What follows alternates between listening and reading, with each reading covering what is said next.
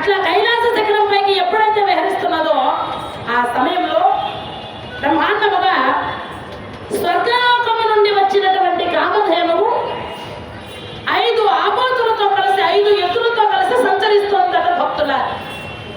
ఆ కైలాస పర్వతం పైన పచ్చిక బయళ్ళు వేస్తూ అటు ఇటు ఆనందంగా సంచరిస్తూ 5 ఆబోతులతో తిరుగుతున్నటువంటి కామధేనువును చూసింది పార్వతీదేవి. ఒళ్ళు మండిపోయింది, ఆగ్రహోదగ్రురాలైపోయింది. ఓసి కామధేనువా, వచ్చారా సిగ్గు ఎగ్గు లేకుండా 5గురు మగవారితో చెట్టాపట్టాలు వేసుకుని సంచరిస్తున్నావా? చూచి కామధేనువు అయింది కొంచెం కూడా జ్ఞానం లేకుండా 5గురు భర్తలను సంచరిస్తావా? నా కర్మ కాకపోతే నీవు సంచరించడానికి మా కైలాస పర్వతమే దొరికిందా? ఇంకెక్కడైనా తగలబడవచ్చు కదా. పోనీ వస్తే వచ్చావు, నా కర్మ కొద్దీ నాకంట పడాలా? చిచి అని ఆ కామధేనువును పిలిచి దాన్ని అరచి 4 చివాట్లు పెట్టింది. అక్కడితో ఊరుకుందా? ఆ కామధేనువును చూసి పక్క నవ్వి ఎగతాళి చేసింది గౌరమ్మ. ఎప్పుడైతే కామధేనువును ఎగతాళి చేసిందో ఆగ్రహోదగ్రురాలైపోయింది కామధేనువు. పార్వతి తగునటే నగరాజా నందిని, తగునటే నగరాజా నందిని,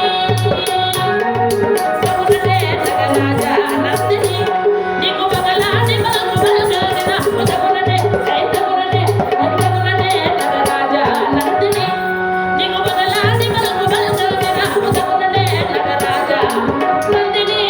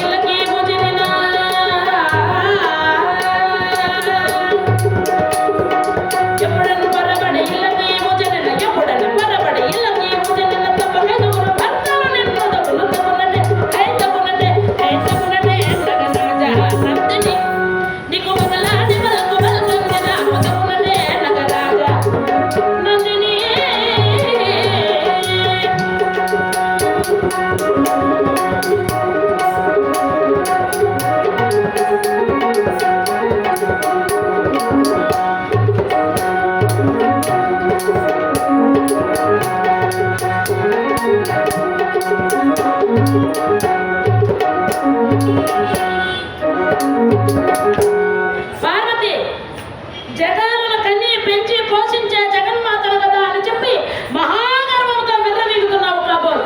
ఇలా చూడు, నీ గర్వము సర్వము కర్మమైపోతుంది.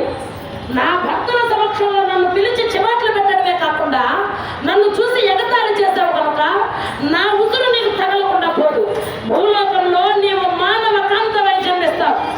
అప్పుడు నీకు తప్పకుండా 5గురు భర్తలు అవుతారు. ఆ 5గురు భర్తల సమక్షంలో, సమస్త ప్రజల సమక్షంలో నీవు ఘోరమైనటువంటి అవమానాన్ని చవి చూడక తప్పదు. ఇదే నా శాపం. ఒక పసరానివి, ఒక పశువు అయినటువంటి నీవు జగన్మాతనైనటువంటి నన్ను శపించడమా? నాకు గనక ఆగ్రహం కలిగింది అంటే ఇప్పుడే ఇక్కడ నిన్ను సర్వనాశనం చేసేస్తాను. నేను కాదు నా భర్తకు చెప్పి నిన్ను ఏం చేస్తానో చూడు. అయ్యో గౌరమ్మ, నిన్ను కట్టుకున్న కర్మానికి నీ భర్త కూడా ఈ శాప ఫలితాన్ని అనుభవిస్తాడు. నీ దిక్కున చోట చెప్పుకోపో అని చెప్పి అక్కడ నుంచి 5గురు ఆబోతులను భర్తలను వెంట పెట్టుకుని రయ్యమని ఆ కామధేనువు స్వర్గలోకానికి వెళ్ళిపోయింది. భక్తుల జై శ్రీమద్రమాన గోవిందా. నిర్ఘాంతపోయింది పార్వతీదేవి. చూడండి, ఆ కామధేనువు శాప కారణంగా ఆ రోజు చెప్పించింది, నీ భర్తల దగ్గర సమస్త పెద్దల దగ్గర నీ ఘోరమైన అవమానం జరుగుతుందని. ద్రౌపదీదేవికి నిండు కొలువుకోవటంలో ఘోరమైన పరాభం జరుగుతుంది, ఒంటిపైన వస్త్రాలు వచ్చడానికి కారణం. కాబట్టి భక్తులారా, అలా తెప్పించి ఎప్పుడైతే వెళ్ళిపోయిందో నిర్ఘాంతపోయింది పార్వతీదేవి.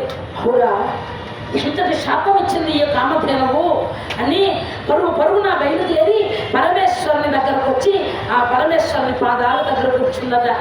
పాపం ఈయనకేం తెలియదు అనుకుందా, ఈయన తపోధ్యానంలో ఉన్నాడు.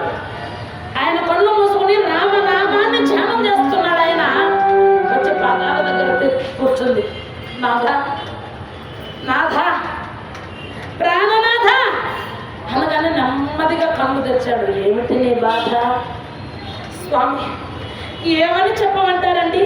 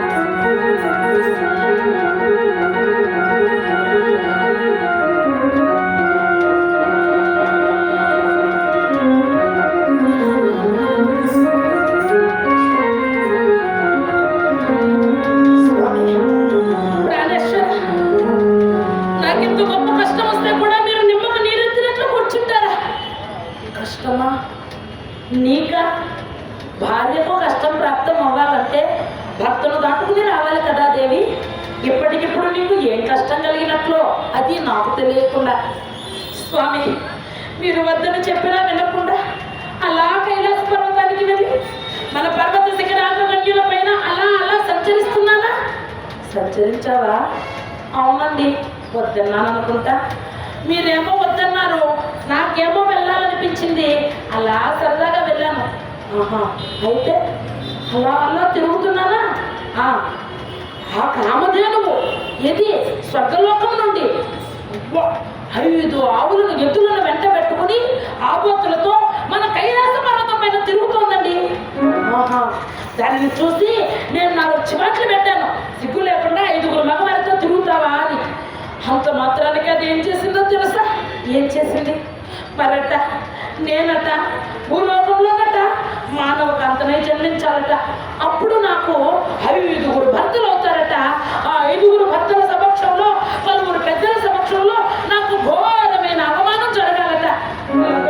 చెప్పించింది స్వామి. మీరేం మాట్లాడరేమిటి? ఏం మాట్లాడమంటావు దేవి? ఒక్క మాట చెప్పమంటావా? ఏమిటండి? నోరా పోకే 4 తేకే అన్నారు, విన్నావా? పోక పోక ఒక చోటుకి వెళితే రాక రాక ఒక మాట వస్తుంది కదా. పోనీ అది వదిలేద్దాం. పెద్దల మాట చెత్తన్న మూట అన్నారు, అదైనా విన్నావా? అనండి అనండి అంటే మీ మాట వినకుండా నేను వెళ్ళాననే కదా. మీరు అనడము నేను వినడము. అంతేగాని మన భార్య మన శరీరంలో అర్ధభాగము, దానికి కష్టం వస్తే మనకు వచ్చినట్లే కదా. పాపం ఎంత బాధపడుతుందో అని నా శాపం గురించి కొంచెమైనా ఆలోచిస్తున్నారా? ఊరుకోదేవి, ఇలా బాధపడితే పని లేదు. ఒక నిమిషం ఆకు. దీనికి పరిష్కారము చెప్పండి. పరిష్కారము బ్రహ్మదేవుడి దగ్గరికి వెళతాను. ఆయన సృష్టికర్త కదా, ఆయన దగ్గర అయితే ఏదైనా ఉపాయం దొరుకుతుందేమో చూద్దాం. చూద్దామంటే ఇంకా ఎక్కడ ఉన్నారేమిటి? త్వరగా వెళ్ళండి. ఆగుదేవి, వెళుతున్నాను కదా అని గోవున నివసించి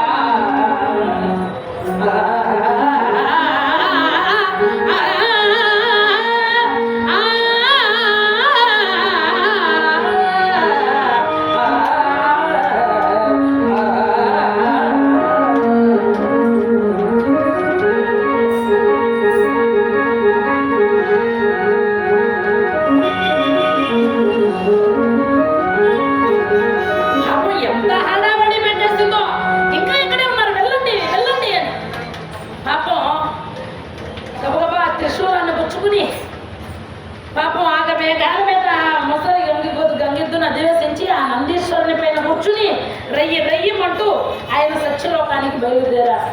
పరమేశ్వరుల వారు సత్యలోకానికి వస్తున్నారన్నటువంటి వార్త బ్రహ్మదేవుడికి తెలిసింది.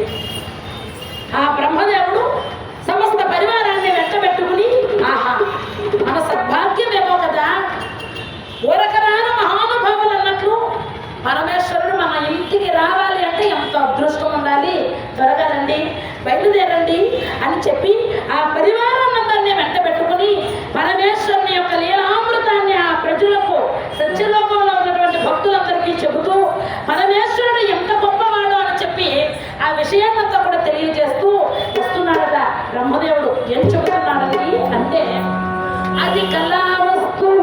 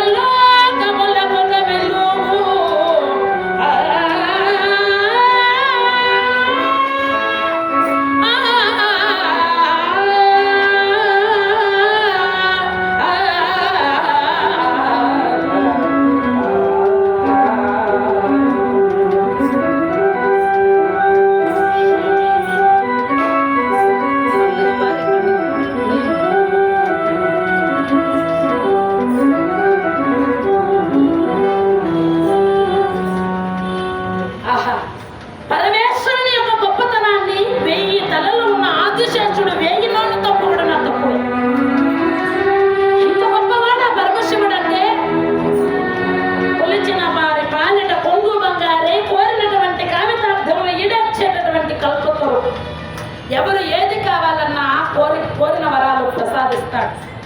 హరహర మహాదేవైన కాసింత గంగా జలాన్ని సరస్సును పోస్తే ఆనందపడి ముప్పి తప్పిపోయి కోరిన కోరికలు తీరుస్తాడు. వీడికి ఈ వరము ఇవ్వవచ్చా ఇవ్వకూడదా, వీడు మంచివాడా కాదా అని ఆలోచించడు. వీడు సత్ప్రవర్తన కలిగిన వాడా దుష్టుడా, వీడు రాక్షసుడా మానవుడా, ఇట్లాంటి భేదాలు ఏమీ ఉండవు. కాబట్టి నాయనలారా, శివపంచాక్షరి పరమ పవిత్రం జపించితరింపత గుణమి మంత్రం. శివపంచాక్షరి పరమ పవిత్రం జపించితరింపత గుణమి మంత్రం. నమః శివాయ మనసావాచ కలిగిన తప్పును సాన్నిధ్యం కలుగును శివుని సాన్నిధ్యం.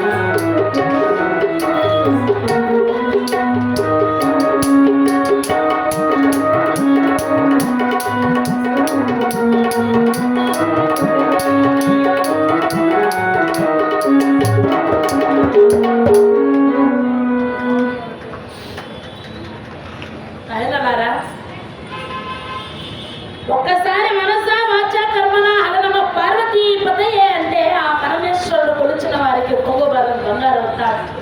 ఇంటింత భజించుకోదగినటువంటి చిత్తరు సకల లోకాలకు ఒక వెలుగు ఆధారభూతుడైనటువంటి ఆ పరమశివుని కొలచి తలుచుట కంటే ఈ జన్మకు సార్థక్యం మరొకటి లేదు.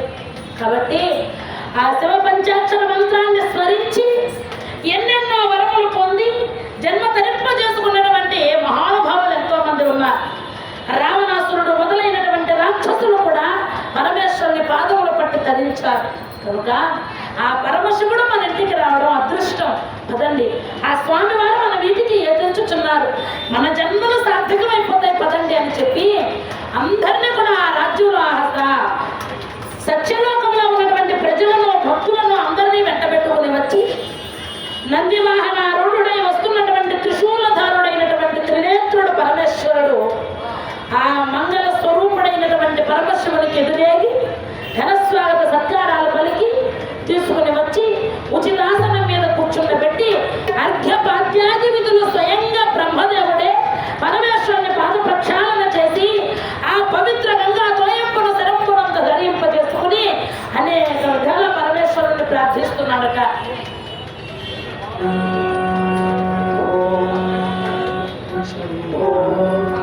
శివ శంభో స్వయంభో శివ శంభో స్వయంభో శివ శంభో స్వయంభో శివ శంభో స్వయంభో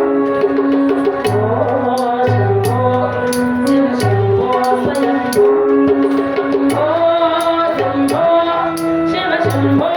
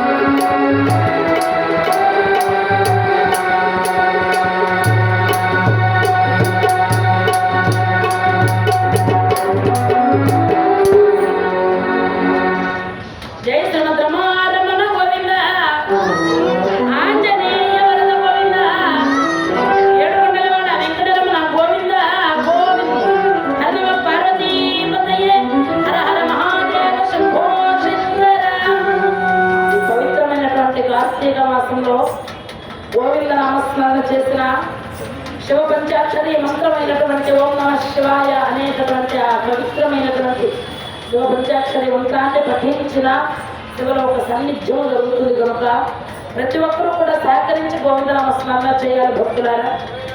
జై శ్రీమద్రమారమణ గోవింద, ఆంజనేయ వరద గోవింద, రాధికా రమణ గోవింద, ఏడుకొండలవాడ వెంకటరమణ గోవింద గోవింద, హర నమ పార్వతీపతయే, హర హర మహాదేవ శంభో శంకర. పరమేశ్వరుని యొక్క పాదాలు బట్టి సేవ చేస్తున్నాడు ఈ యొక్క బ్రహ్మదేవుడు. ఎలాంటి బ్రహ్మ అండి? పంచముఖ బ్రహ్మ. అంటే సహజంగా ఇప్పుడు మనకి చతుర్ముఖ బ్రహ్మ గారు అని చెబుతారు. అంటే 5 ముఖాలు 5 తలకాయలు ఉన్నాయట మొదట బ్రహ్మదేవుడు గారికి. ఆ పంచముఖ బ్రహ్మ గారు ఎప్పుడైతే అట్లా పాద ప్రక్షాళన చేస్తున్నారో ఆ పరమశివుణ్ణి 5 కంఠాలతో కలిసి ఏకకంఠంగా ప్రార్థన చేస్తూ ఆయన పూజ చేస్తున్నాడు. 4 కంఠాల నుండి శ్రావ్యమైనటువంటి నాదం వినబడుతోంది. ఒక కంఠం నుంచి అపశృతి వినిపించిందట. ఎప్పుడైతే అపశృతి వినిపించిందో అప్పటిదాకా పరమశివుడు ఏం చేస్తున్నాడు? ఈ త్రిశూలంగా శిరసత్త ఆనించి ఆహా బ్రహ్మదేవుడు ఎంత గొప్పవాడు, త్రిమూర్తులలో ఒక్కడయుండి కూడా కించిత్తైన గర్వం లేకుండా, కొంచెం కూడా నేను సృష్టికర్తను కదా అనే హోదా చూపించకుండా ఇంటికి వచ్చినటువంటి అతిథినైనటువంటి నన్ను ఎంత హాయిగా ఆనందంగా సేవిస్తున్నాడు, ఎంత గొప్పవాడు ఈ బ్రహ్మదేవుడు అని చెప్పి మనసులో అనుకుంటూ హాయిగా ఆనందంగా శ్రావ్యంగా వింటున్నాడు ఆ నాదాన్ని. అట్లా కీర్తిస్తున్నటువంటి బ్రహ్మదేవుడి యొక్క 5వ కంఠంలో నుంచి ఎప్పుడైతే అపశృతి వినిపించిందో ఉలికిపడి పైకి లేచాడు. శ్రావ్యమైనటువంటి నాదం వినిపిస్తున్నటువంటి సమయంలో కడుపు నిండా పంచభక్ష పరమాన్నాలతో భోజనం వడ్డించారనుకోండి విస్తట్లో. అపశృతి వినిపించగానే పంటి కింద రాయబడితే ఎట్లా ఉంటుందో అట్లా అనిపించింది శివునికి. వెంటనే పరమేశ్వరుడు కళ్ళు తెరిచాడు. అవురా, సృష్టికర్తకే అపశృతి ఉండడమా? ఈ అపశృతి వింటే రౌరవాద నరకవాదులు సంప్రాప్తం అవుతాయని సమవేదంలో ఉంది కదా. బ్రహ్మదేవుడు అంతటి వాడు అపశృతి పడితే లోకాలకు మనబడుందా? ఈ 5వ కంఠం ఉండడానికి వీలు లేదని చెప్పి ఈ త్రిశూలాన్ని తీసుకుని వెనక ముందు ఆలోచించకుండా బ్రహ్మగారి 5వ కంఠాన్ని ఒకే వెంటకు పెట్టేలా తెగనరికేశాడు. ఎప్పుడైతే 5వ కంఠాన్ని తెగనరికాడో ఈ తెగిపోయినటువంటి బ్రహ్మదేవుడు గారి 5వ శిరస్సు క్రింద పడిపోలేదు, పైకి పోలేదు. మరి మధ్యలో ఏమైపోయిందండి అంటే పరమేశ్వరుని చేతికి అట్టుకుపోయిందండి అన్నారట. పరమశివుని అరచేతికి అతుక్కుపోయింది శిరస్సు. ఆశ్చర్యపోయాడు శివుడు. ఆయన బ్రహ్మదేవ ఏమిటిది అన్నారు. స్వామి, మీరు నా 5వ తల నరికేశారు, పర్వాలేదు, ఏమంతో మాకు పూసుకొని వైద్యం చేసుకుంటే ఈ దెబ్బ తగ్గిపోతుంది, ఈ గాయం మానిపోతుంది. కానీ మీ అరచేతుకు అంటుకుని ఉందే బ్రహ్మహత్య మహాపాతకం, బ్రహ్మకపాలం. ఆ బ్రహ్మ శిరస్సు అనేది ఊడిపోవడం చాలా కష్టము. దాని వారి నుండి ఎట్లా బయటపడతారో ఆలోచించుకోండి స్వామి అన్న. వచ్చింది ఎందుకండి?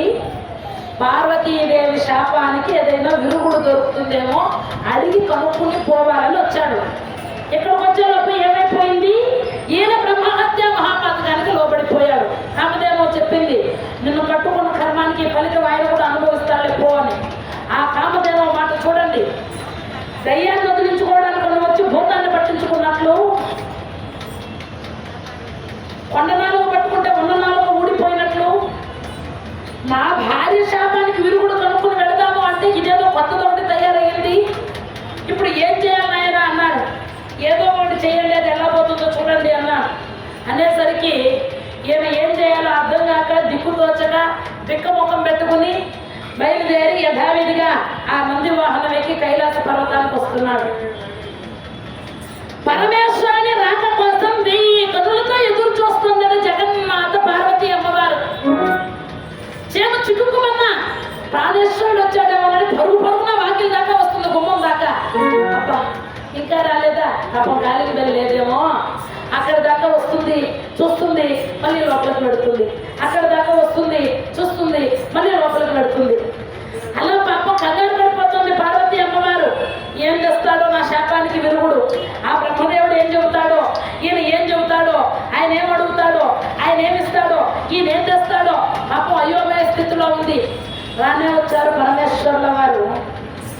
ఆయన రాకముందు గుమ్మం దాకా వచ్చేసింది. అమ్మయ్య వచ్చారా, నా కాళ్ళు చేతులు ఆడటం లేదండి, మీరు వచ్చేసరికి కాస్త ఊపిరి ఆడుతుంది. మరి ప్రయాణం అది బాగానే జరిగిందా స్వామి? నా శాపానికి విరుగుడు తెచ్చారా? ఆయన ఏం చెప్పారు? మా శాపాన్ని విన్న వాళ్ళు ఏమి ఎగతాళి చేయలేదు కదా, ఏం తీసుకొచ్చారు స్వామి? ఏమిటండి అలా దిగాలుగా ఉన్నారేమిటి? పాప ఏం చెప్పాలో ఆయనకు అర్థం కావడం లేదు. ఏమో ప్రశ్నల వర్షం కురిపించేస్తుంది. ఆయన దిక్కు దోచకుండా అయోమయంగా చూస్తున్నాడు పార్వతీదేవిని. ఏం చెప్పాలో ఏమిటో, ఈ బ్రహ్మకపాలం చెప్తే ఏముంటుందో ఏమిటో అని చెప్పి ఈ చెయ్యి ఇట్లా వెనక పెట్టుకొని ఉన్నాడు. ఏమిటండి మాట్లాడను?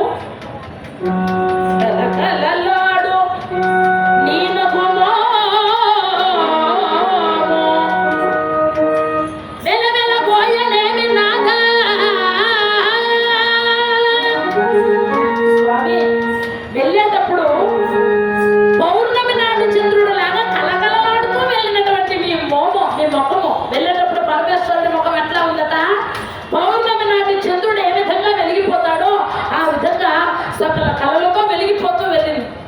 తిరిగి వచ్చేసరికి ఇట్లా అమావాస్య చంద్రులాగా తయారయ్యారేమిటి, మొక్కలు అలా పెట్టుకున్నారేమిటి? నా శాపం వల్ల సత్యలోకవాసులు బ్రహ్మదేవుడు నవ్వారా? మిమ్మల్ని నన్ను ఏతాలు చేశారా? ఏమైనా చులకనగా చూశారా? ఏం జరిగిందో చెప్పండి, ఎందుకు అలా ఉన్నారు? అదేమిటి వచ్చినప్పటి నుంచి ఆ చెయ్యి అట్లా వెనక్కి పెట్టుకుని ఉన్నారేమిటి? ఏం తెచ్చారా చేతిలో? నా శాపానికి ఏదో తెచ్చారు కదా విడుగుడు, నన్ను ఆట పట్టిస్తున్నారా? ఏది ఆ చెయ్యిట్లో ముందుకు చెప్పండి. వద్దులే దేవి, ఇప్పుడే ఎందుకు, పర్వాలేదు చూపించండి. వద్దు దేవి. అబ్బా అలా మొహమాట పడతారంటే చూపెడతారా లేదా? కొద్దిసేపు ఆగలే, నేను చెప్పేది విను. ఇప్పుడు కనుక మీరు ఆ చేతిలో ఏముందో చూపెట్టకపోతే నా మీద ఒట్టే. అయ్యో ఒట్టు పెట్టాలా గట్టురాజు ముద్దుల పట్టి? ఇక చెప్పక తప్పుతుందా? ఇదిగో ఇలా చూడు అని మిత్రుడు కదా బ్రహ్మయల్లినే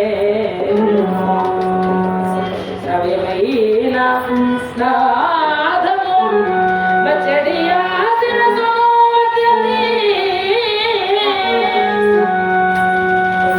దేవి, శ్రావ్యమైనటువంటి నాదము 4 గంటల నుంచి వినిపించింది. అనుకున్నది నన్ను చులకనగా చూడలేదు, కానీ నేను వచ్చానని బ్రహ్మదేవుడు భలే హడావడి చేస్తాడు అనుకో.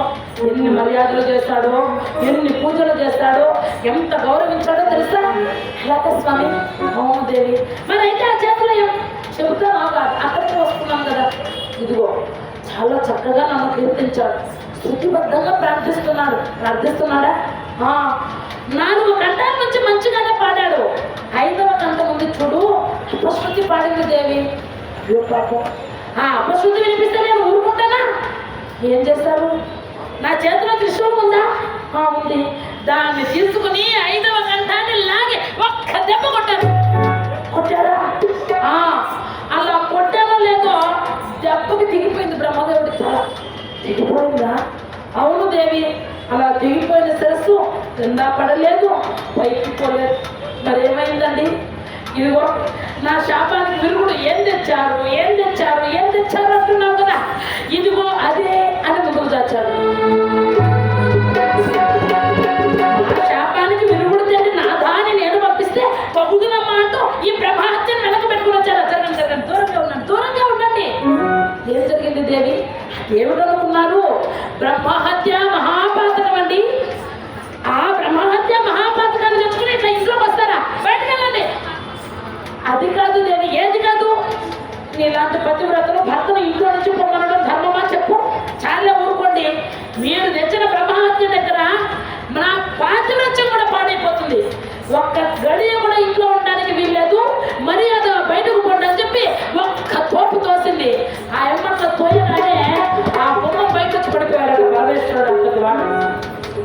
అంటే పురుషులంతటి బలవిహీనుడా అంటే కాదు, అమ్మ సామాన్యురాలు కాదు కదా.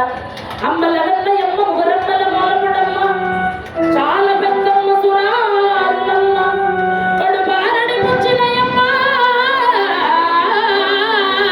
తల్లులో నమ్మిన వెలుపుడమ్మల మనమ్మల నుండెనయమ్మ కృపాప్తియుత మహత్వ కవిత్వ పటుత్వ సంపద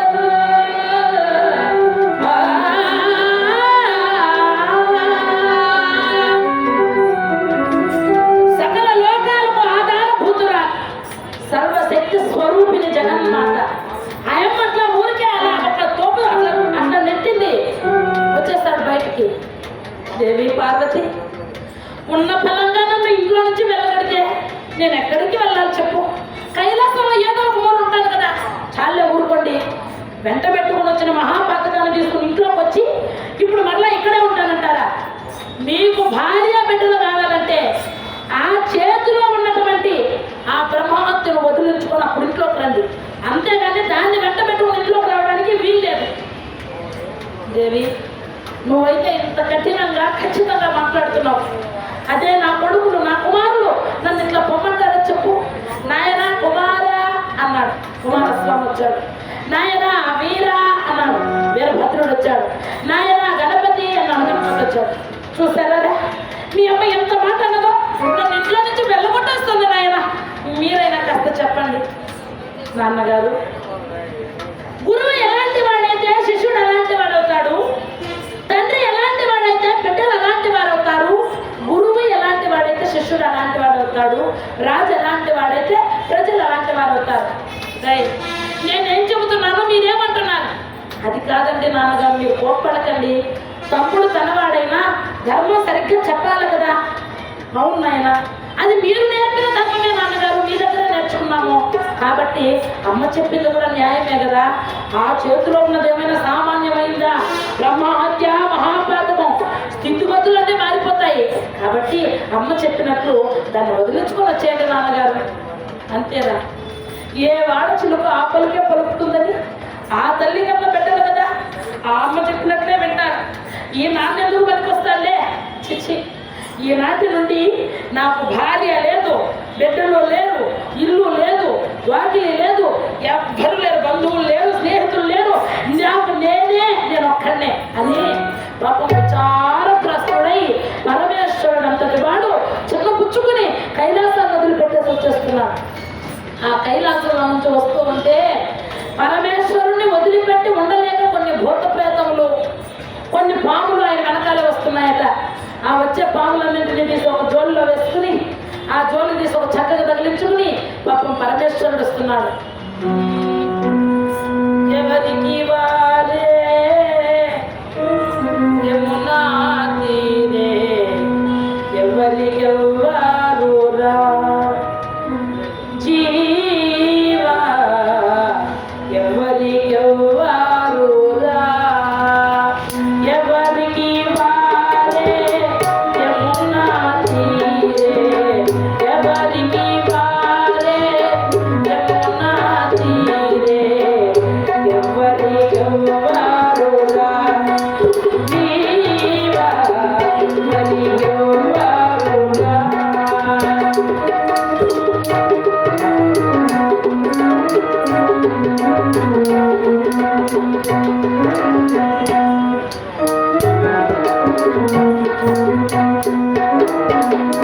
వాడు జీవితమిది యవ్వన మోక్షణ బంగురము నీరుతము. వాడు జీవితమిది యవ్వన మోక్షణ బంగురము నీరుతము. వాడున కీడుగా పడున పొడుని తోడెవరు లేరు నాట. వాడున కీడుగా పడున పొడుని తోడెవరు లేరు నాట. తోడెవరు లేరు వెంట. ఎవరికి వారే యమునా తీరే.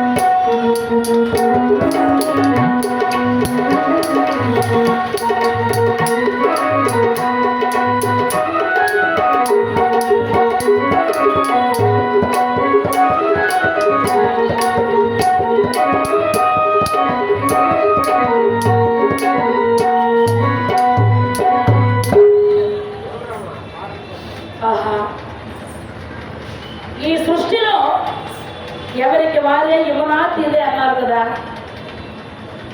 నా భార్య, నా బిడ్డలు, నా ఇల్లు, నా వాకిలి, నా వారు, నా బంధువులు, నా స్నేహితులు అనుకుని ఇన్ని రోజులు మురిసిపోయాను. ఇప్పటికీ అర్థమైనది నాకు ఎవరూ లేరని. ఆంతరంగిక భక్తులండి వారు ఈ పవిత్రమైనటువంటి హరికథాయజ్ఞంలో మా కళాబృందాన్ని అభినందిస్తూ ఎంతో ఘనంగా 20 రూపాయలు ప్రప్రథమంగా మా కళాబృందానికి కానుకలు సమర్పించారు. వారిని సకలేశ్వరి అభివృద్ధితో తోడు నీడగా ఉండి ఆ పరమేశ్వరుడు అలాగే కలియుగ నాయకుడైనటువంటి శ్రీ వెంకటేశ్వర స్వామి వారు సర్వశుభాలు కలిగించి పిల్లా పాపలను చల్లగా ఆశీర్వదించాలని చెప్పి కోరి ప్రార్థిస్తున్నాం భక్తులారా. ఈ యొక్క విశాలమైనటువంటి ప్రపంచంలో ఈ సృష్టిలో ఎవరికి వారే అన్నారు కదా.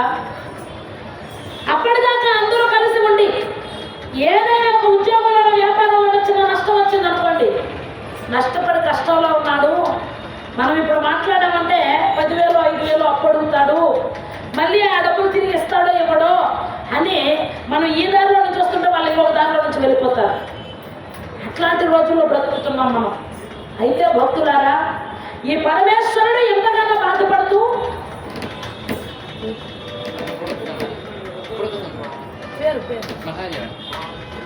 మహాదేవన్ గారని తమిళనాడు వాస్తవ్యులు వారు ఈ పవిత్రమైనటువంటి హరికథాయజ్ఞంలో మా కళాబృందాన్ని అభినందిస్తూ 100 రూపాయల కానుకలు సమర్పించినారు. భక్తులారా, వాసుతో కర్మ విమోచనము అన్నారు. చేసినటువంటి కర్మలన్నీ తొలగిపోవడానికి దాన ధర్మాలు ఆచరిస్తారు కనుక పవిత్రమైన ఈ హరికథాయజ్ఞంలో 100 రూపాయల కానుకలు సమర్పించారు మహాదేవన్ గారు. వారికి ఆయన ఆరోగ్యాన్ని కలిగింపచేసి వెంకటేశ్వర స్వామి వారి యొక్క కృపా కటాక్షములు సిద్ధింపజేయాలని చెప్పి స్వామి వారిని కోరుకుంటున్నాం. భక్తులారా, రాజమండ్రి వాస్తవ్యులు శ్రీ వెంకటేశ్వరరావు గారు వాళ్ళు ఈ పవిత్రమైనటువంటి హరికథాయజ్ఞంలో 50 రూపాయల కానుకలు సమర్పించారు. మేము కూడా రాజమండ్రి దగ్గర కపిలేశ్వరపురం మండపేట దాటుకుని కపిలేశ్వరపురం దగ్గర శ్రీ సర్వాలయ హరికథ పాఠశాలని శ్రీ బలుసు ప్రభాకర బుచ్చికృష్ణ సత్యనారాయణరావు చంద్రగౌడ్ గారు స్థాపించినటువంటి వేద పాఠశాల హరికథా పాఠశాలలో విద్యాభ్యాసం 4 సంవత్సరాలు హరికథాభ్యాసం చేస్తాము. ఎవరైనా ఉత్సాహం ఉన్న వాళ్ళు, నేర్చుకోదలసిన వాళ్ళు ఉంటే కూడా అక్కడ అభ్యాసం ఇప్పటికీ జరుగుతుంది. ఆ యొక్క సంస్థ నడుస్తుంది కాబట్టి ఎవరైనా ఉంటే కూడా అక్కడ జరగచ్చు. కాబట్టి భక్తులారా,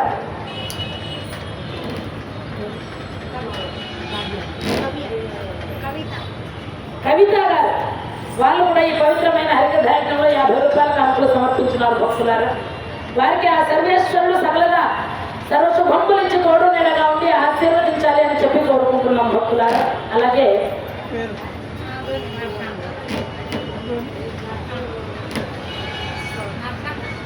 ఆదోని నరసన్న గారు వాళ్ళు కూడా 50 రూపాయల కానుకలు సమర్పించారు. పవిత్రమైనటువంటి హరికథాయజ్ఞానికి విచ్చేసి రిక్త హస్తముల వరకు వెనుకరికి వెళ్ళకూడదని కానుకలు సమర్పించినటువంటి వారికి అష్టైశ్వర్య అభివృద్ధినిచ్చి పిల్లా పప్పులను చల్లగా కాచి రక్షించి ఆశీర్వదించాలని చెప్పి కోరి ప్రార్థిస్తున్నాం. భక్తులారా, పరమేశ్వరుడు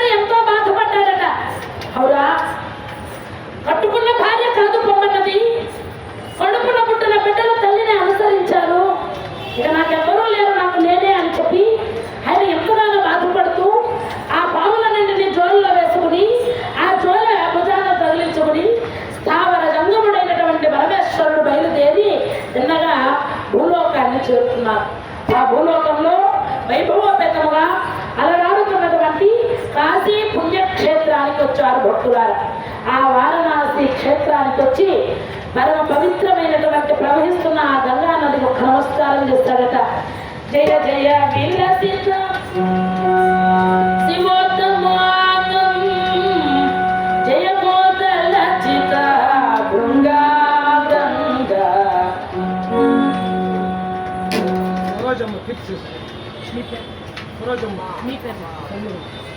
షణ్ముఖం గారండి పరమపదించినటువంటి స్వర్గీయ శ్రీ కీర్తిశేషులైన సరోజమ్మ గారికి ఆత్మశాంతి కలగాలని పవిత్రమైనటువంటి స్వామి వారి యొక్క సంస్థానంలో ఈ హరికథాగానంలో పాల్పంచుకుంటూ 100 రూపాయలు మనకు సమర్పించారు. పరమపదించినటువంటి మహాతల్లైనటువంటి సరోజమ్మ గారి పవిత్ర ఆత్మ ఏ లోకంలోనన్నా ఉత్తమోత్తమైనటువంటి సద్గతులు చేరుకోవాలని అక్కడి నుంచి వాళ్ళని వాళ్ళ కుటుంబాన్ని ఎప్పుడు కూడా దివ్యంగా ఆశీర్వదించాలి అని చెప్పి కోరి ప్రార్థిస్తున్నాం భక్తులారా. జయ జయ పిల్ల సీతా జయ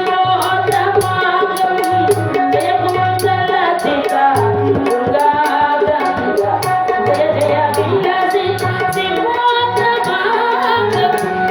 మంగళ సీత దుర్గా.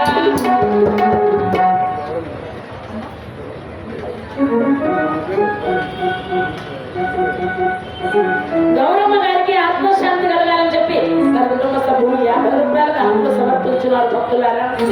జాతస్య ధ్రువో అన్నారు. పుట్టిన ప్రతి ప్రాణికి మరణం తప్పదు కనుక పరమపదించినటువంటి ఆ గౌరమ్మ గారు వారి యొక్క పవిత్ర ఆత్మ స్వర్గాన్ని చేరుకోవాలని చెప్పి వారి ఆత్మకు శాంతి చేకూరాలని చెప్పి కోరుకుంటున్నాం భక్తులారా. పవిత్రమైనటువంటి ఆ గంగా నదిని ప్రార్థించాలి. సామాన్యమైనటువంటిగా అతల వితల సుతల తలాతల రసాతల మహీతల పాతాల భూలోక భవలోక సవర్లోక మహోలోక జనోలోక తపోలోక సత్యలోక 7 చతుర్దశ భోగంలో పుచ్చునీయురాలు గంగ. కృష్ణమూర్తి పాదాల చెంత ఆవిర్భవించినటువంటిది గంగ. శివుని జటాసుటం నందు తాండవించినటువంటిది గంగ. అట్లాంటి ఆ పరమ పవిత్రమైనటువంటి గంగా నదిలో దిగి 3 మునకలు వేసి పైకి లేచి ఒక్కసారి ఆ చేతులు అట్లా విదిల్చుకుంటాడట. ఆ చెయ్యినట్లా విదిల్చగానే ఇది ఆ చేతిని వదిలిపెట్టి ఊరి పొలిమేర దాటి అవతల పడిపోయింది ఈ బ్రహ్మకపాలు. అమ్మయ్య, ఎంత గట్టిగా పట్టుకున్నావే పాడు శిరస్స, నీ వలన సర్వస్వం వదిలిపెట్టుకుని వచ్చేసాను. పోయింది, ఇన్ని రోజులు వదిలిపెట్టేసింది.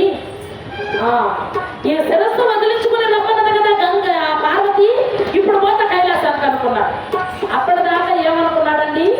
భార్య లేదు, బిడ్డలు లేరు, ఇల్లు లేదు, వాకిల్ లేదు, స్నేహితులు లేరు, బంధువులు లేరు అనుకున్నటువంటి పరమేశ్వరుడు ఈ చేతి కంటి పెట్టుకునే శిరస్సు ఎప్పుడు ఊడిపోయిందో మరలా నా ఇల్లు, నా భార్య, నా బిడ్డలు, నా బంధువులు, నా స్నేహితులు మళ్ళీ తయారయ్యాడు.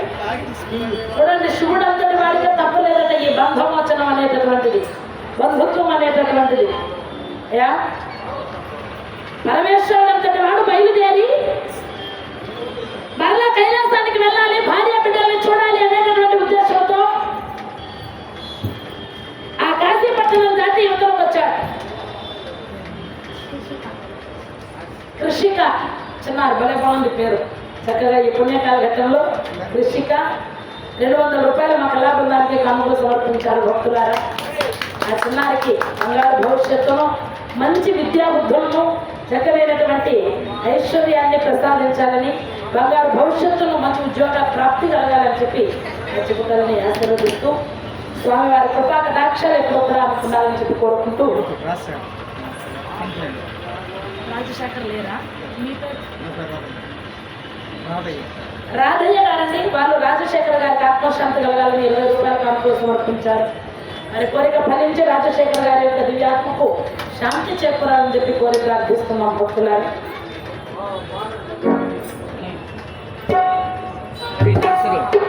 గోవింద ఒక్క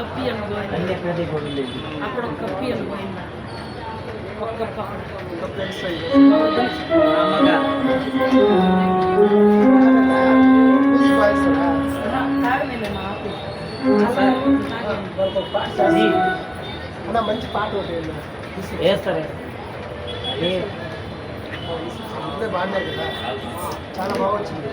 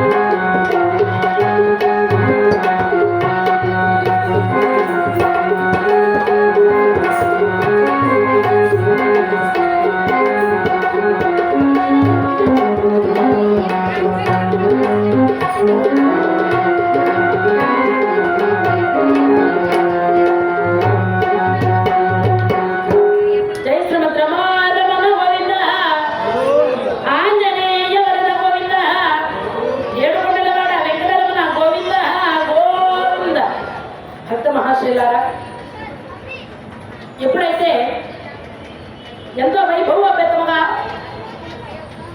ఆ శిరస్సు అట్లా ఊడి పొలిమేర దాటి అవతల పడిపోయింది. అది కాశీ పుణ్యక్షేత్ర మహిమో పరమపావని గంగా భవాని మహత్యమో తెలియదు కానీ ఆ బ్రహ్మ శిరస్సు ఊడి పొలిమేర పక్కబడిపోయేసరికి బలి ఆనందపడిపోయాడు. అమ్మయ్య, ఇప్పుడు నిశ్చింతగా హాయిగా ఆనందంగా నేను మా ఇంటికి వెళ్ళిపోవచ్చు, కైలాసానికి పోవచ్చు, నా భార్య బిడ్డల్ని చూడవచ్చు అని బయలుదేరాడు పరమేశ్వరుడు.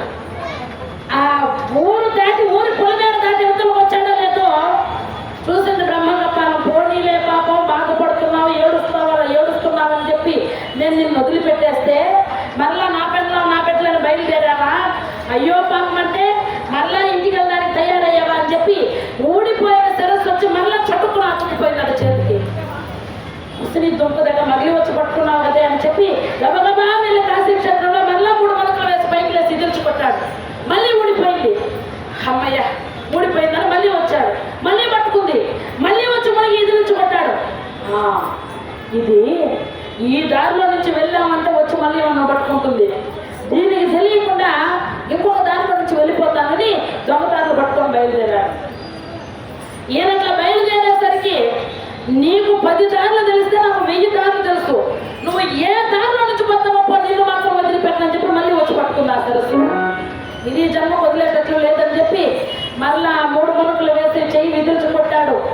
సరే, ఈ శిరస్సు నన్ను వదిలేటట్లు లేదు, ఈ నాటి నుండి ఈ కాశీయే కైలాసము,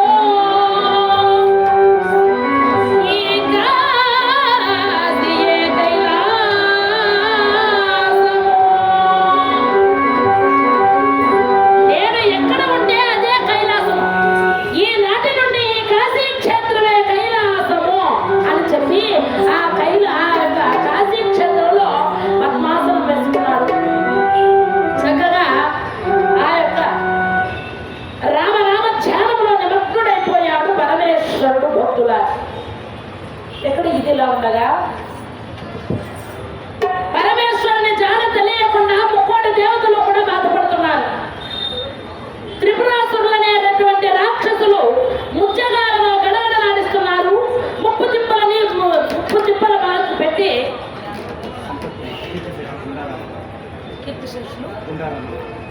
కీర్తిశేషులైనటువంటి గుండా రామన్న గారి పవిత్ర ఆత్మకు శాంతి కలగాలని,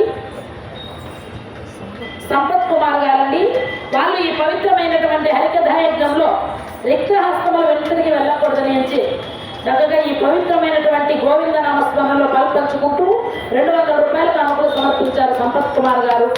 వాళ్ళకి ఆరోగ్య ఐశ్వర్యాభివృద్ధినిచ్చి శుక్లపక్ష క్షతాకర్ణ ధృంపున సర్వదా సదా చల్లగా కాచి రక్షణ చేయాలని చెప్పి శ్రీమన్నారాయణమూర్తిని వైకుంఠవాసులైనటువంటి శ్రీ మహావిష్ణువును కోరి ప్రార్థిస్తున్నాం. భక్తులారా, పరమపదించిన గుండా రామన్న గారి పవిత్ర ఆత్మ స్వర్గలోకాన్ని చేరుకోవాలని చెప్పి కోరుకుంటున్నామండి.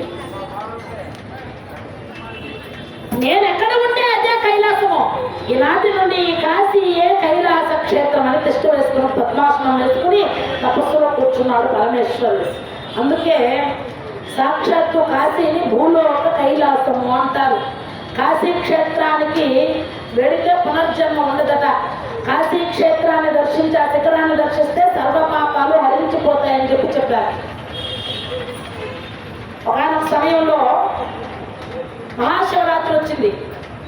కాశీ శిఖరాన్ని చూస్తే పాపాలన్నీ పోతాయి కదా అని చెప్పి కొన్ని కోట్ల మంది వచ్చేస్తున్నారట భక్తులు. పార్వతీదేవికి అనుమానం వచ్చింది. పరమేశ్వరుని అడిగింది, స్వామి ఇన్ని వేల మంది వస్తున్నారు కదా భక్తులు, అంటే వీళ్ళందరికీ మోక్షం ఇచ్చేస్తారా, వీళ్ళందరికీ ఇంకా జన్మ లేదా అని అడిగింది ఆయమ్మ. అడిగితే ఆయన అన్నారు, ఇప్పుడంటే ఇంతమందిలో నిజమైన భక్తులు ఎవరో నువ్వు చూడాలి, అంతే కదా. అంతే స్వామి, సరే కదా. ఇద్దరు పరమ వృద్ధులు పండు ముసలి రూపాలు ధరించారు. ముసలి వాళ్ళు అయిపోయారు. పండు ముసలి వాళ్ళలాగా మారిపోయి ఆ కాసే గంగా నదిలో ఈమె గట్టు పైన కూర్చుంది. పరమేశ్వరుడు నీళ్ళలోకి దిగాడు, కట్టంలోకి నీళ్ళలోకి. ఏమో గట్టు పైన కూర్చొని ఏడవడం మొదలు పెట్టింది. దూరమే ఏడుస్తుంది, అయ్యో నా భర్త మునిగిపోతున్నాడు, ఎవరైనా కాపాడండి, నా పసుపు కుంకాలు రక్షించండి అని అమ్మ ఏడవడం మొదలు పెట్టింది. పాపం ఈ నదిలో మునిగడానికి వచ్చిన భక్తులందరూ ఆయన గట్టుపైకి లాగాలని చెప్పి ఒక అడుగు ముందుకు వేస్తారు. ఏమంటుంది, ఆవునాయన ఇప్పటిదాకా పుట్టినప్పటి నుంచి నువ్వు పాపమే చేసి ఉండకూడదు, పొరపాటున చిన్న పాపం చేస్తున్నా ఆయనతో పాటు నువ్వు మునిగిపోతావు, చచ్చిపోతావు, ఆలోచించుకో అంటుంది. వచ్చిన వాళ్ళు ఎక్కడ రక్షిస్తారంటే వెనక్కి వెళ్ళిపోతున్నారు. ఏడుపు నిలబడం లేదు, ప్రతి ఒక్కరూ రావడం వెనక్కి పోవడం. కాశీ పట్టణంలో ఆ కాలంలో వారాకంతులు వేస్యలు ఎక్కువగా ఉండేవారట. ఒక వారాకంత బయలుదేరి వచ్చింది. ఆమె వృత్తి ఏంటండి, సాని వృత్తిలో బ్రతుకుతుంది వేశ్య. నిద్ర లేచిన దగ్గర నుంచి పడుకునేంత వరకు ఎవరు ధనం ఇస్తే వారు పొందు చేసేటటువంటి ఒక వేశ్య వారాకంత. ఆమె బయలుదేరి వచ్చింది. పాపం ఏడుస్తూ ఉంటే ఆయన రక్షించాలని ఒక అడుగు ముందుకేసింది. ఆగమ్మా, నువ్వు పాపం చేయకుండా ఉంటే ఆయన్ని రక్షించు, ఒక పాపం చేస్తున్నా ఆయనతో పాటు పోతావు అని అనేసరికి ఈ అమ్మ అంది, అమ్మా కాశీ శిఖరాన్ని దర్శిస్తే ఎన్ని పాపాలైనా పట్టాపంచులు అయిపోతాయి అన్నారు కదా, పోతే పోతాను అధో ప్రాణాలు ఎప్పుడైనా పోతాయి అని మనసులో అనుకుని ఆయన్ని ఆ నెలలో దిగి గట్టుపైకి లాగేసింది. అప్పుడు ఏమి అడిగింది పార్వతీదేవి, ఎందుకని నువ్వు ఎన్నో పాపాలు, ఎంతమంది ఆడవాళ్ళు ఉసురు పెట్టుకుని ఉంటావు, ఎంతమంది నీకు రోధిస్తూ నిన్ను చెప్పించుంటారు, ఎంత పాపం మూట కట్టుకుని ఉంటావు, వేస్యకాంతమైనటువంటి నీవు, ఆ సాని వృత్తిలో బ్రతికేటటువంటి నీవు ఇంత ధైర్యంగా ఎట్లా ఆయన గట్టుపైకి లాగావు అని అడిగింది. కాశీ శిఖరాన్ని దర్శిస్తే చేసిన పాపాలన్నీ పోతాయన్నారు కదా, అంటే నేను ఇప్పుడే దర్శనం చేసుకొని వస్తున్నాను కదా, ఇక నా పాపం ఎక్కడుందమ్మా అందట. అప్పుడు చెప్పాడు, పార్వతి ఇంతమందిలో మోక్షం పొందగలిగినటువంటిది ఈవిడే అని. కాబట్టి చిత్తశుద్ధి లేని శివ పూజలేలా, భాండ శుద్ధి లేని పాపమేలా అన్నారు. మనసా వాచ కర్మన ఒక్కసారి గోవింద అన్న, పరమేశ్వర అన్న, చేసిన పాపాలన్నీ పోతాయి. ఈ కలియుగంలో కలో స్మరణ ముక్తి అన్నారు. కాబట్టి భక్తులారా, జై శ్రీమద్రమణ గోవింద.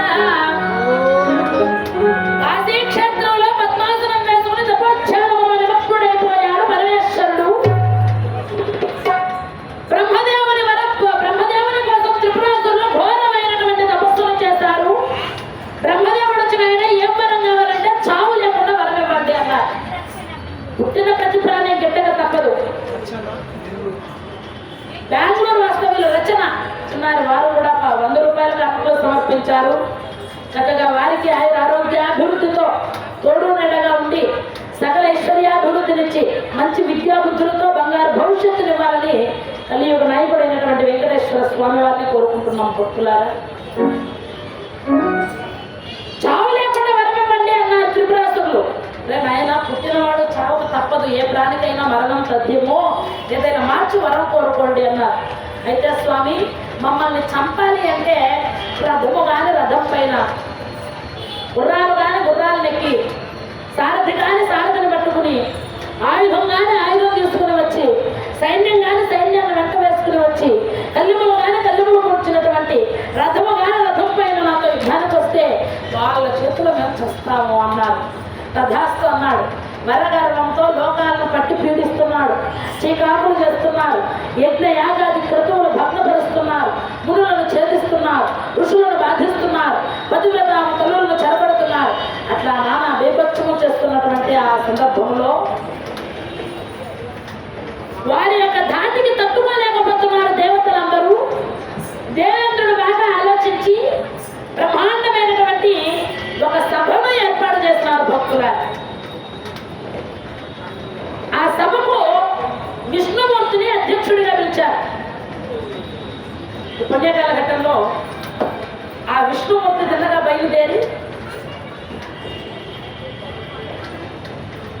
స్వర్గలోకానికి రాగా ఆయన మెడలో బరువైనటువంటి పూలమాలను వేసి అలంకరించి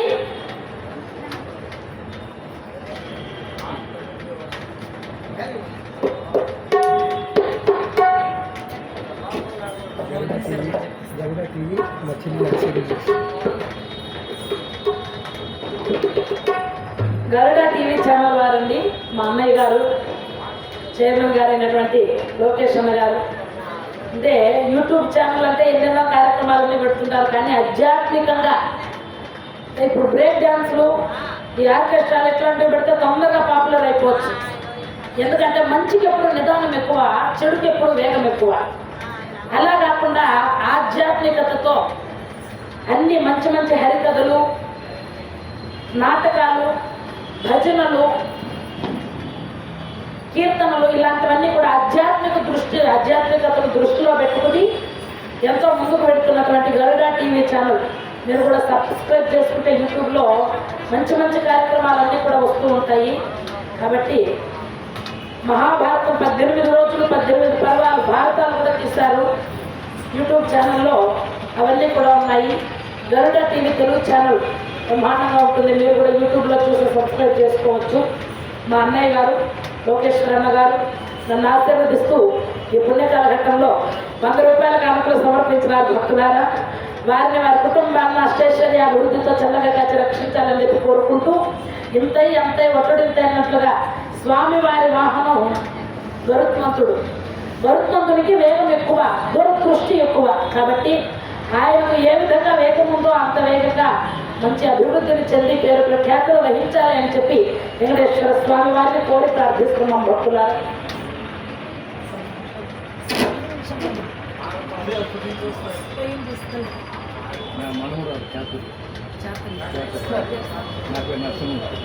నరసింహన్ నాయుడు గారు పెద్దలు వారు ఈ పుణ్యకాల ఘట్టంలో వారి మనవరాలైనటువంటి చాతుర్య అచనారిపేట 50 రూపాయల కానుకలు సమర్పించారు. ఆ బిడ్డకు బంగారు భవిష్యత్తునిచ్చి మంచి విద్యాబుద్ధులతో సరస్వతి కటాక్షం కలిగి ఆయన ఆరోగ్యాలతో లక్ష్మీప్రదంగా వర్ధిల్లాలి అని చెప్పి కోరి ప్రార్థిస్తున్నాం భక్తులారా.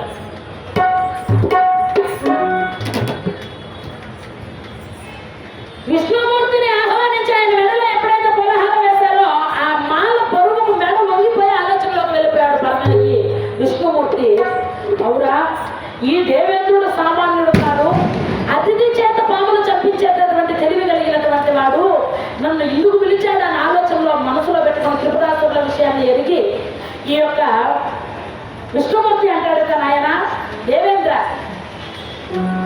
ఈశుడొక హత్యగా వెంచి కాసిజే, ఈశుడొక హత్యగా వెంచి కాసిజే, ఈ త్రిపురముల ఉంచి రామేశ్వరావు చేరవలెనావో, ఇది కూడా శివుడికే ఇది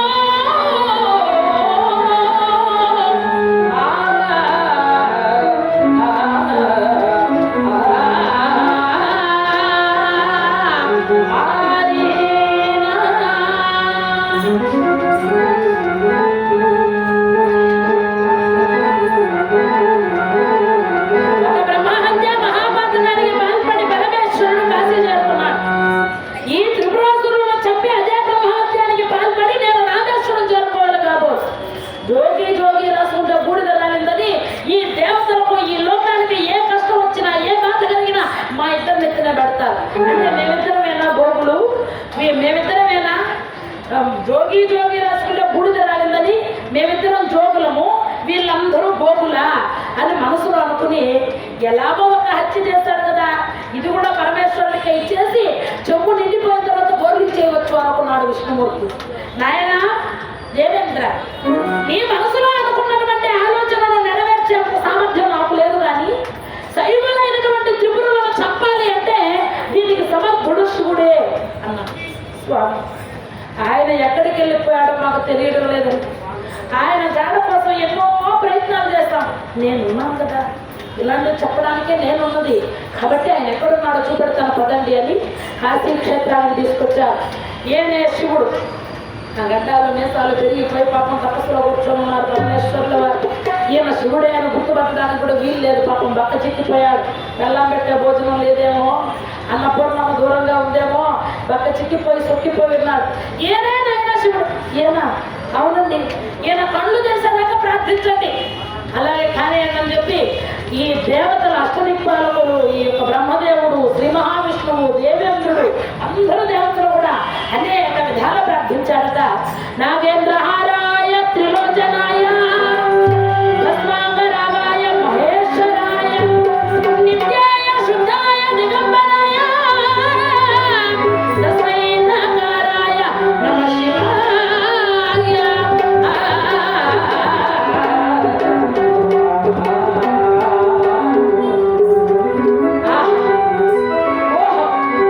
ఎంతకాలం తర్వాత నన్ను ఎవరో భక్తులు మనసారా కొలిచి తలుస్తున్నారు కదా, వాళ్ళ కోరిక వెంటనే తక్షణ కర్తవ్యం నెరవేర్చారు. వాళ్ళ కోరిక నెమ్మదిగా కళ్ళు తెరిచాడు. చూడగానే ఎదురుగా విష్ణుమూర్తి ఒక పక్క ఉన్నారు, దేవేంద్రుడు ఒక దగ్గర ఉన్నారు, బ్రహ్మదేవుల వారు ఉన్నారు, సమస్త దేవతలు ఉన్నారు, అష్టదిక్పాలకులు ఉన్నారు. ఆశ్చర్యపోయారు. విష్ణుమూర్తి శ్రీమన్నారాయణ మీరా వచ్చారా? ఏమిటయ్యా ఇది? కైలాసం వదిలిపెట్టి ఇక్కడ కూర్చుంటే మా పరిస్థితి ఏమైపోవాలనుకున్నాం? ఏం చెప్పమంటారంటే నా పరిస్థితి అట్లాంటిది. సరే, మాకు ఒక ఆపద వచ్చి పడింది నాయన, నీవే రక్షించాలి. ఆపద ఏమన్నా చెప్పండి, వెంటనే మీ కోరిక నెరవేర్చేస్తాను. ఏం చెప్పమంటారండి? త్రిపురాసురుల బాధ తట్టుకోలేకపోతున్నాము, వాళ్ళని చంపేయాల్సిందే. చంపగలను కానీ అండి, ఒక చిన్న సమస్య. సమస్య నీకా? అవును స్వామి. ఏమిటది? ఈ కాశీ పొలిమేర దాటి అడుగు బయటకు పెట్టానా, అది వచ్చి నన్ను పట్టుకుంటుందండి. అది పట్టుకోకుండా మీరు తట్టుకున్నారంటే నేను వెళ్ళి వాళ్ళని కొట్టేస్తానన్నారు. ఏమిటది? అదేనండి, ఇక్కడ నుంచున్నారు కదా బెల్లం కొట్టిన రాయిలాగా ఏమీ తెలియనట్టు బ్రహ్మదేవుడు గారు, ఆయనకి ఏదో మంచి చేద్దామని 5వ శిరస్సు కొడితే అది నన్ను పట్టుకుందండి. ఏం చేయమంటారో చెప్పండి. అంటే ఇప్పుడు ఆ హత్యని దగ్గరకు రాకుండా చూసుకోవాలి, అంతే కదా? అంతే స్వామి, నువ్వేం భయపడకని. విష్ణుమూర్తి అంతటి వాడు హత్యను కూర్చి తపస్సు చేశాడట. ఆ విష్ణుమూర్తి యొక్క ఘోర తపస్సుకు మెచ్చి ఆ హత్య సాక్షాత్కరించింది. ఎట్లా ఉందండి?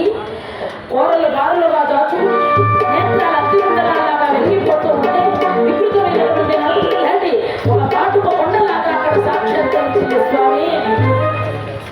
అఘటన సమర్థుడవు ఆది మధ్యాంతరహితుడు అయినటువంటి నీవు నా కోసం తపస్సు చేయడమా స్వామి? అనుగ్రహిస్తే ఆచరిస్తాను కదా అన్నది. హత్య నీవు నాకు ఒక వరం ఇవ్వాలి, అందుకే వచ్చాను. ఏమిటో చెప్పండి స్వామి. కాశీ పొలి మీద దాటితే వచ్చి పట్టుకునేస్తున్నామంట కదా పరమేశ్వరుణ్ణి. ఆయనతో లోక కళ్యాణం జరగవలసి ఉంది, ఆయన్ని పట్టుకోకుండా వదిలిపెట్టే. మీరు ఏమైనా చెప్పండి చేస్తాను కానీ స్వామి, ఆ శివుడున్నాడే ఆయన మాత్రం వదిలిపెట్టే ప్రసక్తే లేదు. అంత మాట అనకే. దేవతలందరి దగ్గర పరువు పోతుంది, దీనికి ఏదో ఒక మసిపూసి మారేడుకాయ చేయాలి అనుకున్నాడు మనసులో. హత్య నువ్వు ఆ శివుడిని వదిలిపెట్టాలంటే నన్ను ఏం చేయమంటావో చెప్పు. నిజంగా చేస్తారా స్వామి? ఏం కావాలన్నా చేస్తాను, కోరుకున్నాడు. అమ్మయ్య, అయితే వినండి. నాకు ఎప్పటి నుంచో తీరనటువంటి ఆకలి, విపరీతమైనటువంటి భలే ఆకలి. నా ఆకలి క్షుద్రంగా తీర్చాలి స్వామి. నా ఆకలి తీరాలి అంటే నాకు అనేకమైన ఏనుగులు, అనేకమైన గుర్రాలు, అనేకమైన లొట్టిపెట్టలు, అనేకమైన సైన్యము, 18 లక్షల మహిళల సైన్యం కావాలి స్వామి నా ఆకలి తీరాలంటే అన్నది. తదాస్తు, తప్పకుండా తీరుస్తాను. ఇప్పుడు కాదైతే రాబోయేటటువంటి ద్వాపర యుగంలో నేను కృష్ణావతారుని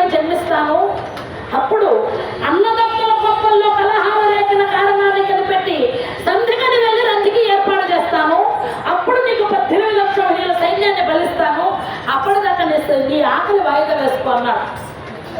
అమ్మయ్య, తీరలేనటువంటి నా ఆకలిని తీరుస్తానన్నారు. ఆ మాటే నాకు 10,000 చాలా సంతోషం స్వామి, అయితే వదిలిపెట్టేస్తాను శివుడిని అన్నది.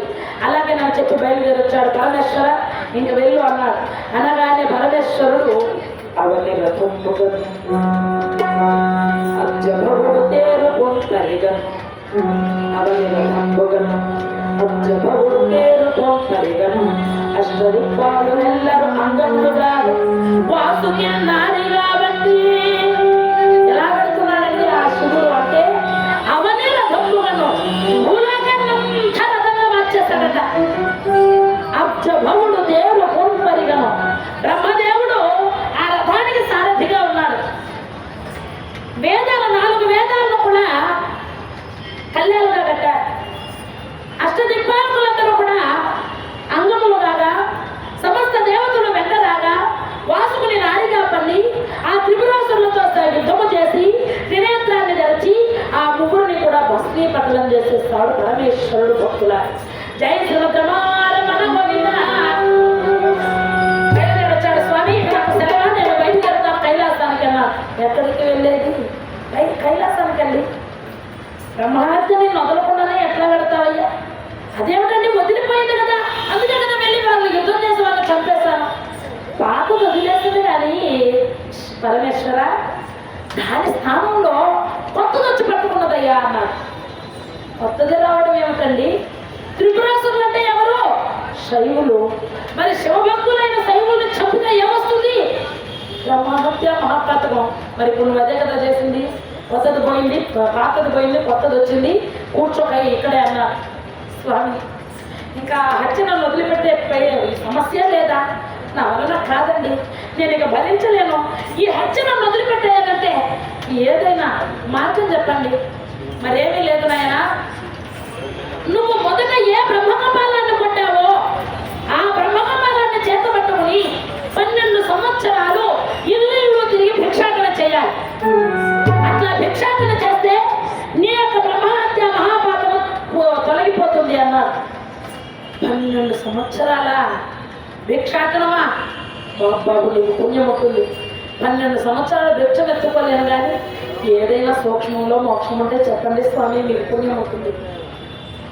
సూక్ష్మంలో మోక్షం. ఒక పని ఆయన ఇంతమంది సువిశాల భూలోకంలో ఎవరో ఒక మహాతల్లి బద్ధకస్తురాలు లేకపోతే నువ్వు భిక్షాటనకు వెళ్ళినప్పుడు ఏ బద్ధకస్తురాలైనా గడప దాటి యువతలకు రాకుండా లోపల నుంచి నీకు బిచ్చం పెట్టింది అనుకో, నీ వదిలేసి వాళ్ళకి వెళ్ళిపోతుంది బ్రహ్మహత్య పో అన్నాడు. అమ్మయ్య చాలా సంతోషం అని భిక్షాటన మొదలు పెట్టాడండి. అందుకే ఎప్పుడు దానం ఇచ్చేటప్పుడు కానీ ఎవరికైనా ఏదైనా వస్తువు ఇచ్చేటప్పుడు కానీ ఇంట్లో గడప లోపల కాపకుండా ఇవ్వకూడదట. వాళ్ళనైనా ఇప్పుడు అమ్మనాన్ని మనమైనా అప్పుకోవాలి. కాబట్టి ఈయన